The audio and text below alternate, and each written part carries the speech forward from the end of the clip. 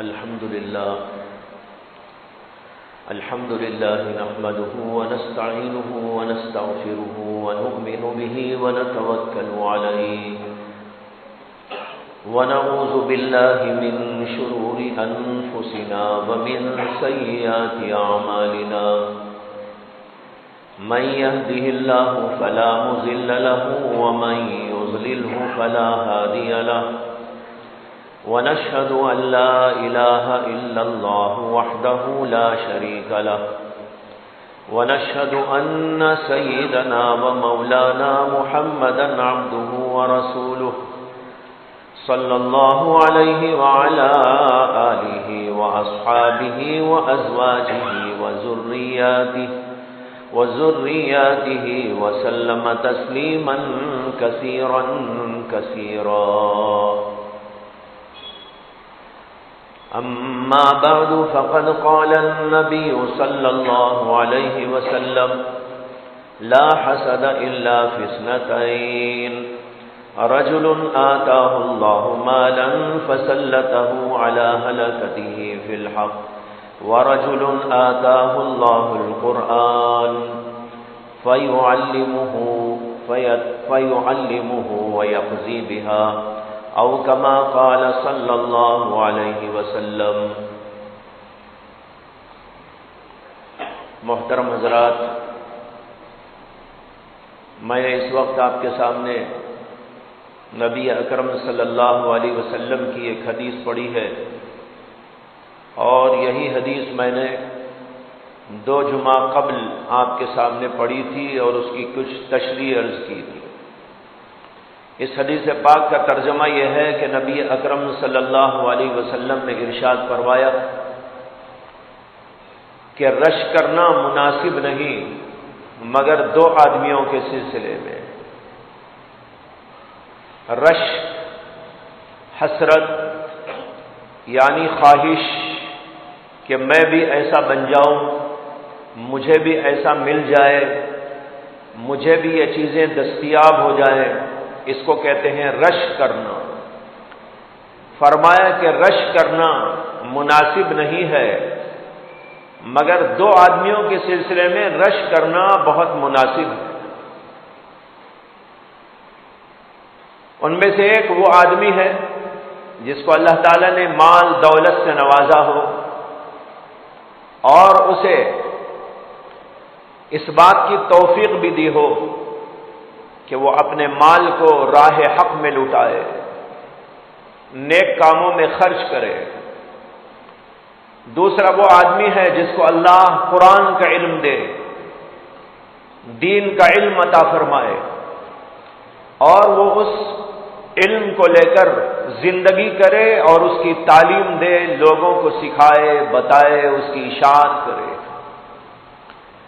نبی اکرم صلی اللہ علیہ وسلم کہتے ہیں کہ ان 2 آدمیوں کے سلسلے میں رش کرنا بہت مناسب ہے، اچھا ہے کہ آدمی ایک مالدار کو دیکھے جو اللہ کے لیے خرچ کرتا ہو، مال کو لٹاتا ہو، غریبوں کی امداد کرتا ہو، نصرت اور مدد کرتا ہو، دینی کاموں میں خرچ کرتا ہو، مدارس کے لیے لگاتا ہو، مساجد کے لیے لگاتا ہو، مسلمانوں کے کاموں کے لیے، ملی خدمات کے لیے لگاتا ہو.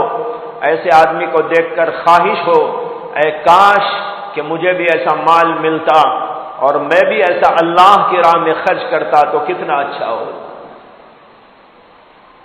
دوسرا وہ آدمی ہے جس کو اللہ علم عطا کرے، قرآن کا، دین کا، شریعت کا. وہ عالم ہے، فاضل ہے، محدث ہے، مفسر ہے، مفتی ہے، دین کا خادم ہے، دین کا داعی ہے، جو دن رات دین کی خدمت میں لگا ہے، اپنی زندگی کو اللہ کے لیے راضی کرنے میں لگاتا ہے اور دین کی خدمات کے اندر لگاتا ہے.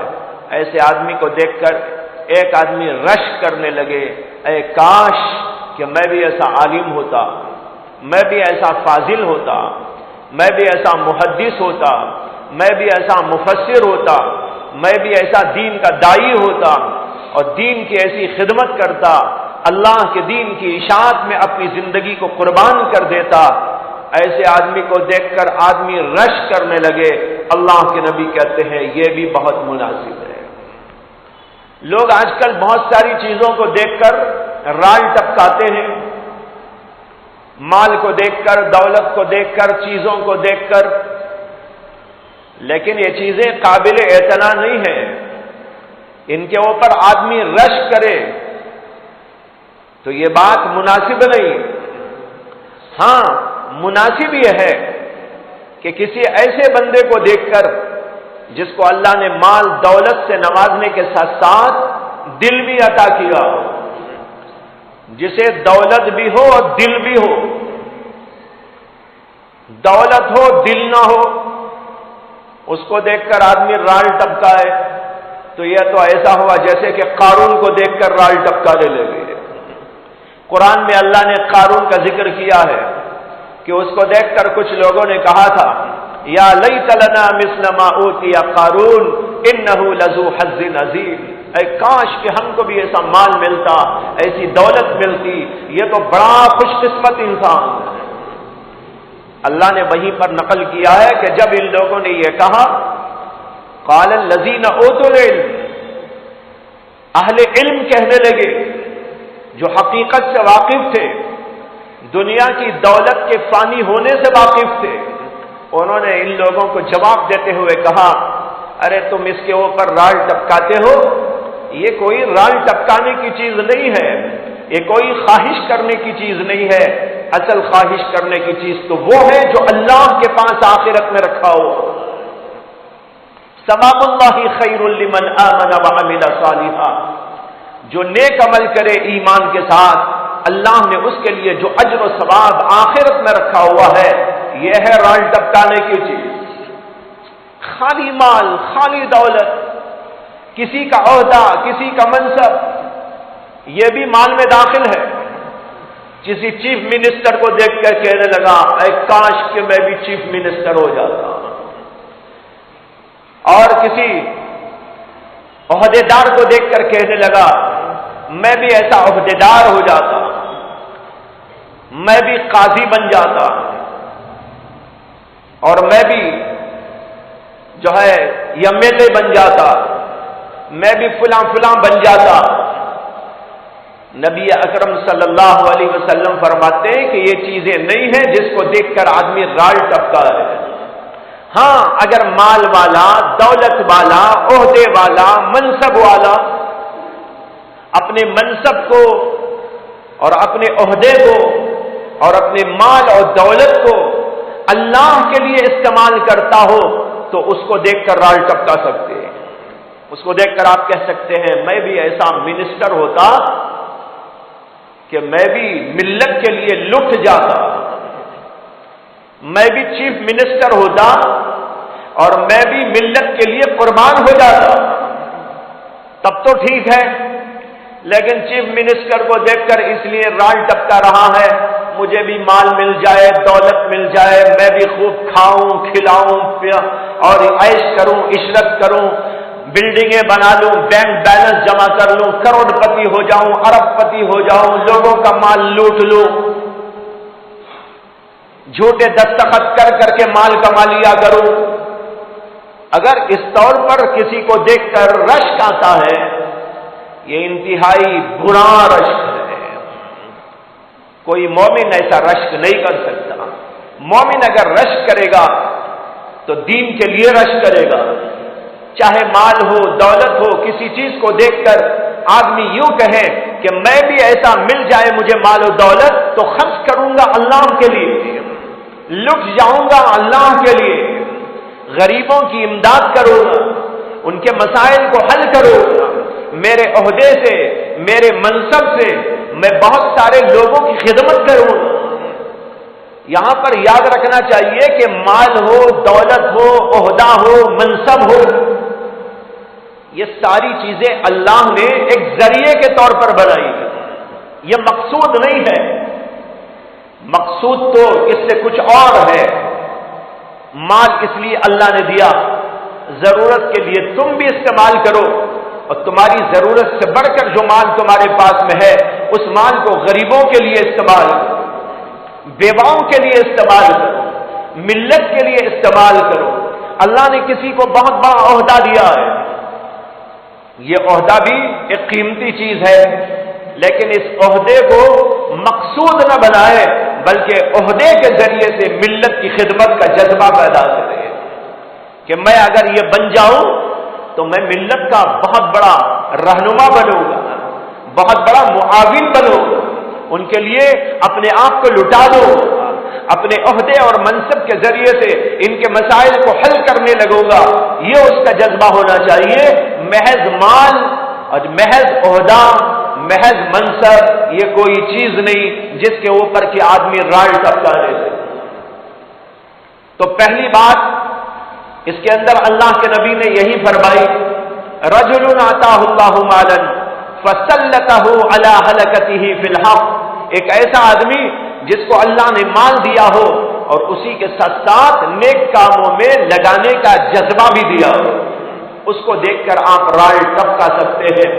نبی اکرم صلی اللہ علیہ وسلم ایک دور تو آپ کے اوپر ایسا گزرا کہ اس میں فقر تھا، فاقہ تھا، تنگی تھی، پریشانیاں تھیں، اور پھر اللہ نے آپ پر ایک دور وہ بھی لایا کہ آپ کے پاس مال و دولت کے انبار جمع ہونے لگے، لیکن آپ نے اپنے لیے ایک پائی نہیں رکھی، سب کا سب قربان کر دیا۔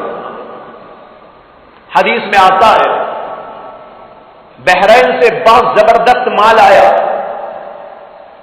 ٹیکس کا مال تھا جو مسلم حکومت کو دیا جاتا تھا۔ بحرین سے حضرات صحابہ کرام رضوان اللہ تعالی علیہ مجمعین اس کو لے کر پہنچے تو عشاء کے بعد کا وقت تھا۔ نبی اکرم صلی اللہ علیہ وسلم کو اطلاع دی گئی بحرین سے بڑا زبردست مال آیا ہے، سونا بھی ہے، چاندی بھی ہے، غلہ اور اناج بھی ہے، کپڑے اور لتے بھی ہیں، بہت ساری قسم کا مال آیا ہو۔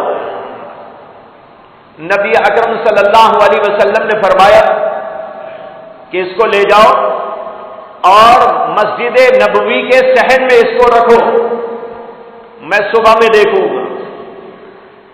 چنانچہ حضرات صحابہ نے مسجد نبوی کے صحن کے اندر وہ رکھ دیا، اور پھر صبح ہوئی، فجر کا وقت ہوا، اللہ کے نبی علیہ السلام تشریف لائے۔ آپ کے تشریف لانے کا انداز بھی بڑا عجیب و غریب اور نرالا تھا۔ دنیا کے ایک پائی کی کوئی خواہش آپ کے دل میں موجود نہیں تھی۔ آپ آئے ہیں تو اس طرح آئے ہیں بے نیازی کے ساتھ کہ آپ آئے، مسجد کے اندر گھستے ہیں، ادھر اور ادھر وہ سارے کا سارا مال اور دولت رکھی ہوئی موجود ہے، لیکن اللہ کے نبی آنکھوں کو نیچا رکھتے ہوئے سیدھے مسجد کے اندر چلے جاتے ہیں، آنکھ اٹھا کر بھی نہیں دیکھتے یہاں کیا ہے، کیا دولت آئی ہے، کیا مال آیا ہے، کتنا سونا آیا ہے، کتنی چاندی آئی ہے، کتنا جو ہے پارچے جات آئے ہیں۔ اللہ کے نبی نے کسی کی طرف آنکھ تک اٹھا کے نہیں دیکھا، آپ مسجد کے اندر تشریف لے گئے اور اس کے بعد نماز پڑھائی۔ نماز پڑھانے کے بعد جو وظائف وغیرہ پورے کرتے تھے اس کو پورا کیا۔ وہ سب ہونے کے بعد اللہ کے نبی علیہ السلام باہر نکلے اور دیکھا تو صحابہ کا ایک جم غفیر جمع ہے۔ وہ صحابہ جو دوسری مسجدوں میں نماز پڑھنے کے عادی تھے، آج یہ سن کر کہ مال و دولت کا انبار آیا ہوا ہے اور اس کو آج تقسیم کیا جائے گا، دوسرے علاقوں کے بھی لوگ وہاں سب کے سب جمع ہو گئے۔ اللہ کے نبی علیہ السلام نے حضرات صحابہ کو دیکھ کر مسکرایا، مسکرا کر کہا، ایسا لگتا ہے کہ تمہیں خبر ملی ہوگی مال دولت آئی ہے اور یہ تقسیم ہونے والا ہے، اس لیے تم سب یہاں جمع ہو گئے ہو۔ حضرات صحابہ نے عرض کیا کہ یا رسول اللہ، ہاں ایسی ہی بات ہے، فقر کا دور تھا، فاقے کا دور تھا، ہر گھر کے اندر فاقہ چلتا تھا، بچے بل آتے تھے، کھانے کو کچھ میسر نہ تھا، 2 دن 3 دن کا فاقہ چلتا تھا۔ ایسی صورتحال میں مال آیا ہے، ہر آدمی کی ضرورت ہے، ہر آدمی کے دل کے اندر ہے مجھے بھی کچھ مل جائے، میرے بچوں کے لیے کچھ مل جائے، میری بیوی کے لیے کچھ مل جائے، سب کے سب جمع ہو گئے۔ حدیث میں آتا ہے کہ نبی اکرم صلی اللہ علیہ وسلم اس کے بعد تشریف لائے، بیٹھ گئے، صحابہ کرام سے فرمایا کہ دیکھو ایک بات پہلے سن لینا۔ آپ نے فرمایا میں تمہارے اوپر فقر و فاقے کی وجہ سے کوئی اندیشہ اور خوف نہیں کرتا، مجھے خوف ہے، ڈر ہے تمہارے بارے میں، تو اس بات کا ڈر اور خوف ہے کہ مال و دولت کے انبار اور اس کے دہانے تم پر کھول دیے جائیں گے اور تم بھی کہیں اسی کے اندر سبقت لے جا کر ایک دوسرے سے آگے بڑھنے کی کوشش میں خود ہلاک ہو جاؤ، دوسروں کو ہلاکت میں مبتلا کر ڈالو۔ اللہ کے نبی کا یہ حال تھا۔ مال تو آیا ہے لیکن صحابہ کے دل سے مال کی محبت کو نکال دینا چاہتے ہیں، اس لیے کہتے ہیں میں تمہارے اوپر فقر و فاقے کا کوئی ڈر نہیں محسوس کرتا، اگر مجھے ڈر ہے تو اس بات کا ڈر ہے کہ دنیا کھول دی جائے گی تمہارے اوپر، کشادہ کر دی جائے گی تمہارے اوپر، اور تم اس میں ایک دوسرے سے آگے بڑھنے کی کوشش کرو گے اور پھر تم ہلاک ہو جاؤ۔ اس کے بعد بیٹھ گئے، بیٹھنے کے بعد حضرت بلال کو اور جو صحابہ ساتھ میں تھے بعض ان کو حکم دیا کہ بھائی ضرورت مند لوگ جمع ہیں ان کو تقسیم کرو۔ اب جس جس کو جو جو چیز کی ضرورت تھی اللہ کے نبی علیہ السلام اس کو دینا شروع کرتے ہیں۔ صحابہ کے ذریعے سے لوگ آ رہے ہیں، بھر بھر کے لے جا رہے ہیں، بھر بھر کے لے جا رہے ہیں، ساز و سامان لے جا رہے ہیں، کوئی سونا بھی لے جا رہا ہے، کوئی چاندی بھی لے جا رہا ہے، کوئی اناج و غلہ لے جا رہا ہے، کسی کو کپڑوں کی ضرورت ہے تو کپڑے لے جا رہا ہے، یہاں تک کہ سب کچھ تقسیم کر دیا نبی اکرم صلی اللہ علیہ وسلم نے، اور جب وہاں سے اٹھے ہیں تو اپنے کپڑے کو ایسا جھٹک کر اٹھ گئے اور ایک پائی بھی اپنے پاس میں نہیں رکھی۔ اب یہاں اللہ کے نبی کو دیکھ کر، اللہ کے نبی کے اس عمل کو دیکھ کر ایک آدمی خواہش کرنے لگے میرے پاس بھی ایسا مال آئے اور میں بھی اللہ کے نبی کی طرح اس طرح لٹاؤں۔ اللہ کے نبی کہتے ہیں یہ بہت مناسب بات ہے، یہ رش کرو، یہ ہے رش کرنے کی بات، خالی جمانے کے لیے نہیں، اللہ کے لیے قربان کرنے کے لیے۔ ایک دفعہ اللہ کے نبی علیہ السلام سفر میں جا رہے تھے، ایک دیہاتی آدمی وہ آیا، اللہ کے نبی علیہ السلام کی چادر کو پکڑ کر کھینچنے لگا اور کہنے لگا یا محمد آخری، اے محمد مجھ کو بھی دو، آپ دوسروں کو دے رہے مجھ کو بھی دیجیے۔ اللہ کے نبی علیہ السلام نے مسکرا کر اس کو دیکھا، صحابہ کو غصہ آ رہا تھا، چادر پکڑ کے کھینچ رہا ہے، بے ادبی گستاخی کر رہا ہے، لیکن اللہ کے نبی علیہ السلام کچھ غصہ نہیں ہوتے، مسکراتے ہیں اور حضرات صحابہ سے کہتے ہیں یہاں پر جتنے اونٹ موجود ہیں وہ سارے کے سارے اونٹ اس کو دے دو۔ اونٹ کتنے تھے معلوم؟ اس میں آتا ہے روایت میں بین الجبلین، دو پہاڑوں کے درمیان میں جو وادی تھی وہ پوری وادی بھری ہوئی تھی، یعنی سووں نہیں کئی سو اونٹ وہاں موجود تھے۔ اللہ کے نبی علیہ السلام نے فرمایا کہ اس آدمی کو دے دو۔ وہ آدمی اس وقت تک کافر تھا، ابھی مسلمان نہیں ہوا تھا۔ وہ اپنی قوم میں گیا اور جا کر کہنے لگا اے میری قوم کے لوگوں محمد پر ایمان لاؤ، وہ تو اتنا دیتے ہیں اتنا دیتے ہیں اتنا دیتے ہیں کہ دنیا میں کوئی نہیں دیتا۔ یہ تھا اللہ کے نبی علیہ السلام کا طریقہ۔ صحابہ کرام کو دیکھیں، اللہ نے ان کو جو کچھ دیا اس میں انہوں نے لٹایا۔ حضرت ابو بکر صدیق کے بارے میں آتا ہے، حضرت عمر رضی اللہ عنہ کہتے ہیں کہ نبی اکرم صلی اللہ علیہ وسلم نے اعلان فرمایا کہ جہاد کا موقع ہے اور اس کے اندر مال کی ضرورت ہے، مسلمانوں کو ہتھیارات کی ضرورت ہے، اور مختلف چیزوں کی ضرورت ہے، اس لیے اپنی حیثیت سے یہاں پر مال لا کے جمع کرو۔ حضرت عمر اپنے گھر گئے، اس کے بعد ان کے گھر میں جتنا مال موجود تھا انہوں نے اس کے 2 حصے کر دیے، آدھا آدھا کر دیا، اور آدھا مال گھر کا وہ سب کچھ سمیٹ کے لے آئے اور نبی اکرم صلی اللہ علیہ وسلم کی خدمت میں پیش کر دیا۔ اللہ کے نبی نے پوچھا کہ عمر کیا لائے؟ انہوں نے کہا یا رسول اللہ، گھر میں جو کچھ موجود تھا اس میں کا آدھا آپ کی خدمت میں پیش کر دیا۔ حضرت عمر کہتے ہیں کہ میں دل میں بیٹھ کے سوچ رہا تھا کہ آج میں تمام صحابہ میں سب سے بڑھ جاؤں گا اللہ کے راستے میں خرچ کرنے کے لیے، اللہ کے راستے میں خرچ کرنے میں میں آج سب سے آگے، اس لیے کہ گھر کا آدھا مال لا کے پیش کر دیا۔ کہتے ہیں کہ کچھ دیر کے بعد ابو بکر صدیق آئے اور انہوں نے لا کر اللہ کے نبی کے سامنے ڈھیر پیش کر دیا۔ اللہ کے نبی علیہ السلام نے ان سے بھی پوچھا کہ ابو بکر کیا لائے؟ انہوں نے کہا یا رسول اللہ، گھر میں جو کچھ موجود تھا وہ لے کے آ گیا۔ کیا چھوڑ کے آئے؟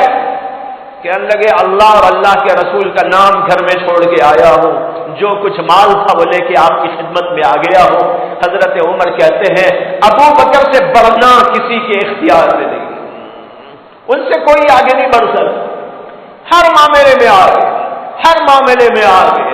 یہ دیکھو اللہ کے بندے جن کو اللہ نے مال دیا، انہوں نے اللہ کے راستے میں ایسا خرچ کیا۔ ایسوں کو دیکھ کر خواہش کرو مجھے بھی اللہ ایسا مال دے، مجھے بھی اللہ ایسی دولت دے، اور دولت ہی نہیں دل بھی دے۔ خالی دولت مل گئی تو کیا ہوگا؟ دولت کے ساتھ دل ملے، ابو بکر کا دل ملے، عمر کا دل ملے، میں بھی ایسا لا کر قربان کروں، میری دولت کو، میرے مال کو اللہ کے راستے میں لگا دو۔ یہ جذبہ جس کے اندر آئے وہ آدمی بہت اچھا آدمی ہے۔ ایسے لوگوں کو دیکھ کر رش کرنے والا اور ان لوگوں کو دیکھ کر خواہش کرنے والا۔ حضرت عثمان غنی کے بارے میں آتا ہے بے پناہ خرچ کیا انہوں نے۔ حضرت ابو بکر تو بہرحال سب سے آگے تھے، یہاں تک کہ اللہ کے نبی علیہ السلام نے فرمایا کہ میں نے دنیا میں تمام لوگوں کا بدلہ ادا کر دیا ہے، میں نے دنیا میں جنہوں نے بھی میرے ساتھ بھلائی کی میں نے ان کا بدلہ چکا دیا ہے، لیکن ابو بکر کا بدلہ میں چکا نہیں سکتا۔ ابو بکر کا بدلہ تو اللہ قیامت میں عطا فرمائے گا۔ یہ مقام تھا حضرت ابو بکر صدیق کا۔ حضرت عثمان غنی بھی بہت زیادہ دل والے تھے، مال بھی اللہ نے ان کو بہت کچھ عطا کیا، بے پناہ دولت اور اس کے ساتھ دل۔ ایک موقع پر اللہ کے نبی علیہ السلام نے اعلان کیا تھا جیش العسرہ کے موقع پر کہ کون تم میں ہے جو اللہ کے لیے قربان کرے اپنے مال کو، دولت کو۔ حضرت عثمان غنی رضی اللہ عنہ کھڑے ہوئے اور انہوں نے کہا کہ یا رسول اللہ، میری طرف سے 100 اونٹ کی قربانی پیش ہے۔ اللہ کے نبی نے دوبارہ اعلان کیا کہ اور کون ہے بتاؤ۔ پھر حضرت عثمان کھڑے ہوئے، کہنے لگے یا رسول اللہ، میری طرف سے 100 کا وعدہ تھا، اب مزید 100 کر کے 200 کا وعدہ کرتا ہوں۔ پھر اللہ کے نبی نے اعلان کیا کہ بھائی اور کون ہے؟ پھر حضرت عثمان تیسری دفعہ بھی کھڑے ہو گئے، کہنے لگے کہ یا رسول اللہ، میں نے 2 کا وعدہ کیا تھا، اب وعدہ کرتا ہوں کہ 300 اونٹ میری جانب سے۔ اللہ کے نبی علیہ السلام بہت خوش ہو گئے۔ خوش ہونے کے ساتھ اللہ کے نبی علیہ السلام نے فرمایا کہ عثمان اس کے بعد کچھ بھی کر لے ان کا کچھ بگڑنے والا نہیں، ان کے لیے تو جنت واجب ہو گئی۔ یہ ہے بھائیوں حضرات صحابہ کرام کے نمونے۔ حضرت عثمان غنی نے ایک موقع پر مسلمانوں کے لیے ایک کنواں خرید کر وقف کر دیا۔ جب اللہ کے نبی علیہ السلام مدینہ تشریف لائے تھے تو مدینے کے اندر کھانا پانی ہوتا تھا، میٹھا پانی دستیاب نہیں تھا، لوگ دور دور جا کر کئی کنووں سے چشموں سے پانی لے کر آتے تھے، پیا کرتے تھے۔ لیکن مدینے کے اندر قریب میں ایک کنواں ایسا تھا جس کا پانی میٹھا تھا، بہت میٹھا تھا، لیکن وہ کنواں یہودی کا تھا، اس کو کہتے تھے بیر روما، بیر روما کے نام سے وہ ایک یہودی کا کنواں تھا، میٹھا پانی تھا۔ لیکن اس بدبخت نے یہ شروع کر دیا کہ مسلمانوں کو پانی دینے کے لیے پیسے لے کر دیا کرتا، حالانکہ اللہ کا دیا ہوا پانی ہے، اس میں آدمی جو ہے قیمت لگائے، ایک گلاس پلاؤں گا 1 روپیہ دے دو، 2 گلاس پلاؤں گا 2 روپے دے دو، یہ بات انتہائی گھٹیا قسم کی بات ہوتی ہے۔ لیکن یہودی تو گھٹیا دماغ ہی کے ہوتے ہیں، لہذا اس نے یہ کر دیا کہ مسلمان کوئی بھی پانی لینے کے لیے آتا تو وہ قیمت سے پانی دیا کرتا۔ بڑی مشکل ہو گئی صحابہ کرام کو، یہ تو فقر و فاقے کا دور ہے، پیسہ ہاتھ میں موجود نہیں ہے، دینے کے لیے کچھ نہیں ہے، اب پانی میٹھا ملتا نہیں ہے، اگر پانی میٹھا پینا چاہتے ہیں بہت دور دور جانا پڑتا ہے، وہاں سے کچھ مٹکے وٹکے لا کے گھروں میں رکھنا پڑتا تھا، بڑی مصیبت پریشانی تھی۔ اللہ کے نبی علیہ السلام نے اس موقع پر اعلان فرمایا کہ بھائی تم میں کوئی ایسا آدمی ہے جو بیر روما کو خریدے اور مسلمانوں کے لیے وقف کر دے۔ حضرت عثمان غنی رضی اللہ عنہ نے کہا یا رسول اللہ یہ کام میں کرتا ہوں۔ وہ یہودی کے پاس میں گئے اور جا کر اس سے کہا یہ کنواں مجھ کو بیچ دو، لیکن اس نے کہا کہ میں تو کنواں تم کو بیچ دوں گا، میں کیا پیوں گا، میرا گھر بار کیسے چلے گا، میرے لیے مسئلہ پیدا ہو جائے گا۔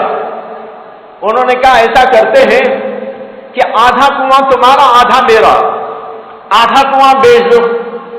اب آدھا کنواں کیسے بیچیں گے؟ طے ہوا کہ کنواں آدھی قیمت پر میں لے لوں گا، جتنی بھی اس کی قیمت ہے وہ قیمت لگائیں، اس کی آدھی قیمت پر میں اس کو لے لوں گا، اور ایک دن تم اس کو سینچا کرو گے اور دوسرے دن میں اس کو سینچا کروں گا، ایک دن پانی تمہارا ایک دن پانی میرا، آدھا آدھا یوں طے ہو گیا۔ اب اس کے بعد حضرت عثمان غنی نے اس کے پیسے ادا کر دیے آدھے کنویں کے۔ آدھے کنویں کا مطلب یہی ہے کہ ایک دن وہ پانی لیا کرے گا، دوسرے دن حضرت عثمان پانی لیا کریں گے، جس دن اس کی باری ہوگی حضرت عثمان اس میں سے پانی نہیں لیں گے، اور جس دن حضرت عثمان کی باری ہوگی تو وہ یہودی اس میں سے پانی نہیں لے گا۔ یہ طے ہو گیا۔ طے ہونے کے بعد حضرت عثمان غنی نے مسلمانوں سے کہہ دیا کہ بھائی ایک دن میرا ہے یہ پانی، اور تم لوگ جتنا چاہے اس دن میں پانی یہاں سے لے لیا۔ انہوں نے اس کو مسلمانوں کے لیے وقف کر دیا۔ اب مسلمان یہ کرنے لگے کہ ایک ہی دن میں 2 دن کا پانی اس سے اٹھا لیتے تھے۔ پانی تو ہے نا اللہ کا دیا ہوا، جتنا چاہے اٹھاؤ، اب اس میں سے پانی بھر بھر کے رکھ لیتے، آج کا جتنا ہونا اتنا، اور کل آئندہ کے لیے بھی اتنا پانی بھر بھر کے رکھ لیتے۔ الحمدللہ مسلمانوں کا مسئلہ میٹھے پانی کا بہت اچھی طرح حل ہو گیا، آدھا اس کا آدھا حضرت عثمان کا، اور وہ مسلمانوں کو حضرت عثمان نے دے دیا۔ لیکن جب اس نے دیکھا کہ ایک دن میں مسلمان ڈبل پانی اس سے وصول کر لے رہے، تو اس نے سوچا کہ بھائی میرا تو اس میں جو ہے حق کم ہو رہا ہے۔ اس نے آ کر پھر کہا کہ بھائی میرا تو ایک دن جو ہے میں تو تھوڑا پانی لیتا ہوں، ایک آدمی کا پانی لیتا ہوں، ایک گھر کا پانی لیتا ہوں، اور تم تو سارے کے سارے مدینے والے اس سے لے لیتے ہو۔ حضرت عثمان نے کہا اس لیے ایسا کرو تم کنواں مجھ کو بیچ دو اور تم کو جتنا پانی چاہیے لے لیا کرو۔ دیکھ رہے آپ، یہ مسلمان کی فطرت ہے، وہ یہودی کی فطرت ہے، یا اہل ایمان کی فطرت ہے۔ حضرت عثمان نے کہا تم کنواں مجھ کو بیچ دو اور مزید آدھی قیمت مجھ سے لے لو، ہم بھی اس سے سینچا کریں گے اور تم بھی جتنا پانی ہونا اس سے لے لیا کرو۔ وہ بھی پانی لیا کرتا تھا۔ حضرت عثمان نے اس کنویں کو وقف کر ڈالا اور سارے مسلمان ہمیشہ اس سے جو ہے سیراب ہوا کرتے تھے۔ بھائیوں بتانا یہ ہے، ایسے لوگوں کو دیکھ کر آدمی خواہش کرنے لگے اے کاش کہ میں بھی ایسا ہوتا، میں ایسا اللہ کے لیے لوٹاتا، غریبوں کی امداد کرتا۔ حضرت عبد الرحمن بن عوف رضی اللہ عنہ بہت بڑے مالدار صحابی تھے، ان کے ہاں بھی مال و دولت کے انبار لگے ہوئے تھے، ان کے ہاں روزانہ کئی سو آدمی ان کے دسترخوان پر کھانا کھایا کرتے تھے، اور روزانہ کا معمول کئی سو آدمی ان کے دسترخوان پہ کھانا کھانے کے لیے آتے تھے، جو چاہے آئے بیٹھے کھانا کھائے، ان کا دسترخوان عام تھا، لیکن ان کا دل کہاں لیے تھا؟ اللہ کا ڈر ایسا تھا، آخرت کی فکر و طلب ان کے دل کے اندر ایسی تھی، مال تو تھا ہاتھوں میں اور دل تھا، اور اللہ تھا ان کے دل میں، دل میں اللہ تھا اور ہاتھوں میں مال و دولت کھیل رہی تھی۔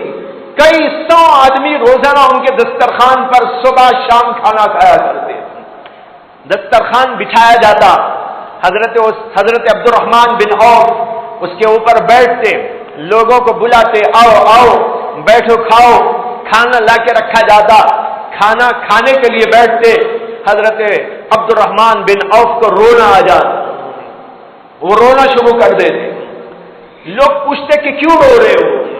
کھانا ہے موجود، کھا لیجیے، لیکن ان کی روتے روتے ہچکیاں مل جاتی، لوگ پوچھتے تو وہ کہتے میں یہ سوچ رہا ہوں کہیں ایسا تو نہیں کہ دنیا کے اندر ہی اللہ نے مجھے مال و دولت دے دی ہو، آخرت میں کہیں مجھ کو محروم نہ کر دیا جائے، اس بات کے اندیشے سے روتے تھے۔ بہرحال بتائے رہا ہوں یہ صورتحال تھی۔ ایک بار ان کے ہاں باہر سے مال آیا، زبردست غلہ تھا، اناج تھا، اونٹوں پر لدا ہوا تھا، کئی سو اونٹوں کے اوپر مال لدا ہوا آیا۔ جب وہ آیا تو مدینے کے تاجر حضرت عبد الرحمن بن عوف کے پاس میں آئے، کہنے لگے کہ حضرت مال آیا ہے، ہم لوگ تاجر ہیں، بزنس مین ہیں، ہماری اپنی اپنی دکانیں ہیں، آپ یہ مال ہم کو بیچ دیجیے، نفع آپ لے لیجیے، ہم کو مال بیچ دیجیے۔ حضرت عبد الرحمن بن عوف نے کہا کہ ٹھیک ہے، اگر لینا چاہتے ہیں تو لے لو، لیکن میرا اصول یہ ہے کہ 1 روپے پر 10 روپے نفع دینا ہوگا۔ لوگ کہنے لگے عجیب بات ہے، 10 روپے پر 1 روپے نفع تو دے سکتے ہیں، لیکن 1 روپے کے مال پر 10 روپے نفع کیسے دے دیں؟ آپ کو اگر یہ چیز 100 روپے میں ملی ہے تو آپ ہم کو 1000 روپے لینا چاہتے ہیں، یہ تو ہو نہیں سکتا، یہ تو کیسا کاروبار ہے؟ انہوں نے کہا بھائی اگر تم لینا نہیں چاہتے تو آپ اپنے گھر تشریف لے جاؤ، میں ایک اور شخص سے بیپار کر لوں گا۔ لوگ کہنے لگے کون ہے جو آپ سے بیپار کرے گا کہ 1 روپے پر 10 روپے آپ کو نفع دے دے؟ انہوں نے کہا ہے ایسا بھی خریدنے والا۔ اس کے بعد انہوں نے غریبوں کو اجازت دے دی، مدینے کے تمام غربا حاضر ہو جائے، سارے غربا حاضر ہو گئے۔ حضرت عبد الرحمن بن عوف نے اعلان فرمایا آنے والے غریبوں کو مال تقسیم کرنا شروع کر دو، یہاں تک کہ تقسیم کرتے رہے اور سارے کا سارا اناج و غلہ غریبوں اور یتیموں کے اندر انہوں نے تقسیم کر ڈالا، اور فرمانے لگے میں نے یہ اللہ سے بیپار کیا، اور اللہ کا وعدہ ہے کہ جو 1 نیکی کرتا ہے اس پر اللہ اسے 10 گنا اجر عطا فرماتے ہیں۔ من جاء بالحسنۃ فلہ عشر امثالها، اگر تم مجھے نہیں دیتے تو نہ دو، لیکن میرا خدا مجھے دینے والا ہے، یہ کہہ کر انہوں نے اپنا دل کھول دیا اور سارے کا سارا مال لٹا دیا۔ ایسے کو دیکھ کر آپ بھی خواہش کریں، اس واقعے کو سن کر یہ خواہش کریں، دل کے اندر یہ طلب پیدا کریں اور حسرت آپ کے دل کے اندر پیدا ہو جائے، اے کاش کہ مجھے ایسی دولت ملے اور میں بھی اس طرح اللہ کے لیے خرچ کیا کروں۔ اللہ کے نبی کہتے ہیں یہ ہے وہ آدمی جس کو دیکھ کر رش کیا جا سکتا ہے۔ رجل آتاہ اللہ مالا فسلطہ علی ہلکتہ فی الحق، اور دوسرا وہ آدمی جس کو اللہ نے علم دیا، اس کے بارے میں انشاءاللہ تفصیل اگلے ہفتے پیش کی جائے گی۔ وآخر دعوانا ان الحمدللہ رب العالمین۔